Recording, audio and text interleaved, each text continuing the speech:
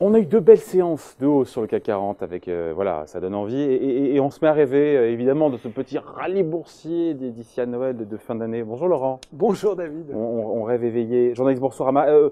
ça existe vraiment ce concept de rallye boursier là? Alors vraiment, on est à 0,13 aujourd'hui, juste après ces deux belles séances, Ouais. on va tempérer un peu les ardeurs. Alors est-ce que ça existe effectivement? C'est une question qu'on se pose qui revient souvent. Mythe ou réalité du rallye boursier de fin d'année? Tout le monde n'est pas convaincu. Il y a quand même, je suis tombé sur une étude de Schroders qui date de l'année dernière. Tout était plus beau l'année dernière. Ils avaient fait un petit article pour voir effectivement si le mois de décembre était plus propice à la hausse que les autres.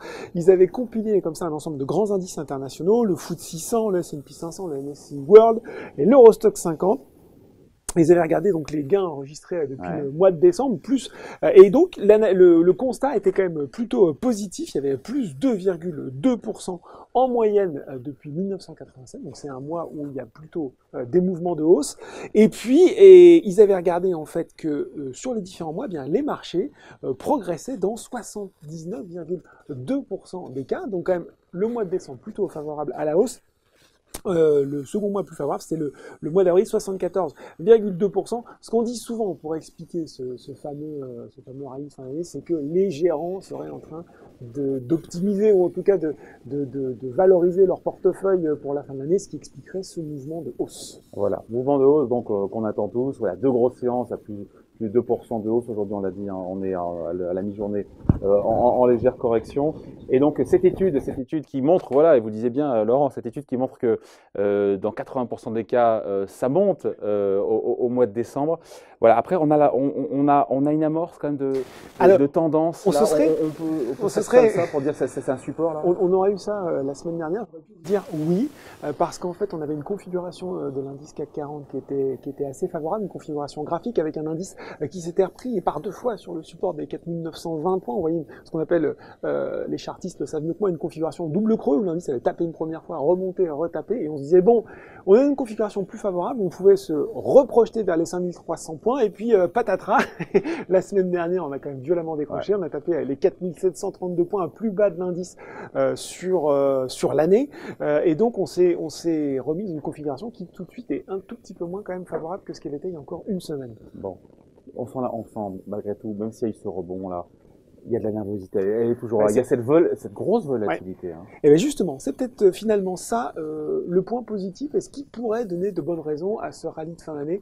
On s'est quand même retrouvé avec, en début d'année, on disait une asymétrie aux bonnes et aux mauvaises nouvelles, c'est-à-dire qu'en gros, les bonnes nouvelles étaient intégrées dans les cours et les mauvaises non. Donc le marché réagissait à chaque fois de façon plus virulente aux mauvaises nouvelles qu'aux bonnes.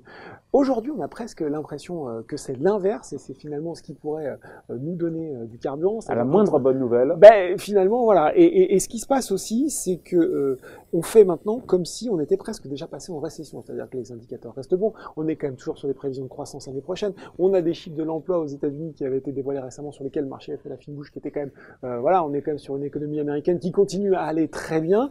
Ouais. Et il y a même un gérant qui lui nous dit attention. Alors c'est Charlie McElligott, je vais essayer de pas abîmer son nom, chez Nomura, qui disait que maintenant, en fait, les fonds, notamment les hedge funds aux États-Unis, sont tellement positionnés short, c'est-à-dire tellement à la vente, que si le marché se retourne, on pourrait être obligé de se racheter, et hop, ça pourrait vraiment nous fournir ce rebond de fin d'année. Et donner un coup de souffle à la hausse, mais pour ça, il faudra évidemment des éléments extérieurs favorables pour qu'on ait happy ending, comme on dit. Hein. Et si Donald Trump détenait les clés du rebond de fin d'année, il y a quand même, on va revenir sur cette séance qui était assez formidable, où le CAC a bien rebondi.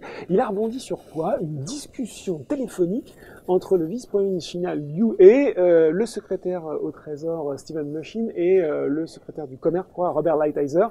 On ne sait même pas ce qu'ils se sont dit. On ne sait pas effectivement s'il y a eu des avancées, mais rien que le fait qu'ils se soient parlé au téléphone a permis aux indices de rebondir. On voit aussi cette info qui est sortie dans la foulée, sur laquelle la Chine aurait pu réduire éventuellement ses droits de douane sur les voitures importées de 40 à 15%. Là aussi, forte réaction. Et on s'est tout de suite rendu compte sur le CAC 40, qui est un peu ce qui nous intéresse, fort rebond, du luxe, tout ce qui est lié aux tensions commerciales, avec des valeurs comme LVMH, Kering, fort rebond des équipementiers auto, des Valeo, des Forcia, fort rebond aussi des secteurs high-tech, avec ST Micro et Dassault Systèmes. Donc on voit bien qu'effectivement, si toute la bonne nouvelle qui peut arriver sur le front des tensions commerciales en Chine pourrait bien nous offrir ce rebond de fin d'année. Voilà. Et les titres, encore une fois. Alors, on est en direct, ces choses qui arrivent, voilà, on est en direct, il y a un petit sujet de micro, mais c'est pas grave. Ça veut dire que, encore une fois, les titres qui sont vraiment bien repartis. Il y en a peu pour le moment. Il y en a peu, David, il faut quand même le dire, pour le moment, ce rebond. Alors, généralement, ce moment du rallye de fin d'année, il se voit plutôt sur la 3e semaine de décembre, donc c'est demain, en fait. Enfin, c'est la semaine prochaine où on va véritablement regarder les compteurs. Après, ce sera les vacances. En tout cas, sur le marché français, ce sera un peu plus calme. En tout cas, pour le moment, le franc décollage, on ne le voit pas beaucoup. Il n'y a que 5 titres du SBF 120 qui performent vraiment au-dessus de 5%. Il y a quand même eu Iliad qui est bien reparti. Ouais. Encore une fois, ce qui montre que les investisseurs peuvent avoir de l'appétit pour des dossiers qu'ils considèrent de qualité. Iliad qui a décroché tout au long de l'année. Et puis, avec le lancement de cette nouvelle box. Le lancement de la nouvelle box. Et puis, même un petit peu avant, avec les chiffres trimestriels qui avaient été finalement plutôt appréciés, le titre a quand même repris à 33%. Avec quand même des abonnés qui quittent le groupe à la fois dans le fixe et dans le mobile. Hein. Oui, mais voilà, donc le groupe est reparti. Nexans aussi, le câblier, sans véritablement, et là c'est peut-être plus intéressant, sans véritablement de bonnes nouvelles, plus 18% sur la même période Nexans. Et puis on a aussi Ruby, spécialiste des solutions de stockage pétrolier, qui reprend lui près de 15%. Alors, et là, c'est des analystes qui sont revenus sur le dossier en estimant que finalement il avait été trop sanctionné. Donc on voit malgré tout qu'il reste une certaine envie d'acheter. Sur sur les plus petites valeurs, là on a que 4 groupes en hausse, donc ça reste encore très très mitigé. Bon, pour se quitter, on dit quoi là, à la fin de l'année, le CAC 40 il sera où J'étais sûr que vous m'attendriez sur cette question et je vais prendre un pari avec vous. Oh, attention.